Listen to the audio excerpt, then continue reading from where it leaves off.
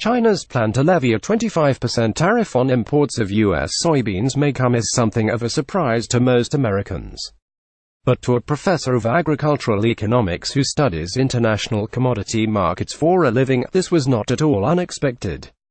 Even before the conclusion of the 2016 presidential race, trade analysts were already weighing the possibility that China might impose an embargo on U.S. soybean imports based on protectionist rhetoric from both candidates.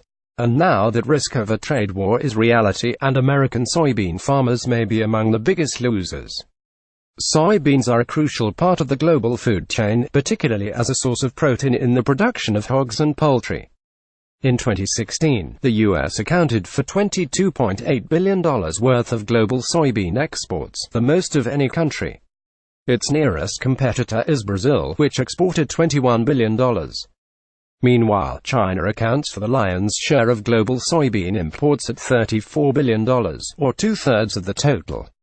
American exports made up about a third of that, or $12.4 billion, making soybeans the United States' second most valuable export to China after varieties of airplanes. The importance of China as a market for soybeans has been driven by an explosion in demand for meat as consumers switch from a diet dominated by rice to one where pork, poultry and beef play an important part. Chinese production of meat from those three animals surged 250% from 1986 to 2012 and is projected to increase another 30% by the end of the current decade. However, China is unable to produce enough animal feed itself, hence the need to import soybeans from the United States and Brazil.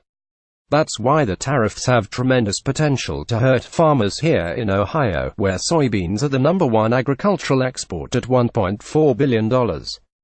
China is the state's largest export market, and Ohio is just the sixth largest exporter of soybeans, after Illinois, Iowa, Minnesota, Indiana and Nebraska, all of which will suffer from the tariffs. Not only do farmers stand to lose out by giving up market share to Brazilian farmers, but soybean prices will probably fall as well, hurting incomes and creating a double whammy for Midwest farms.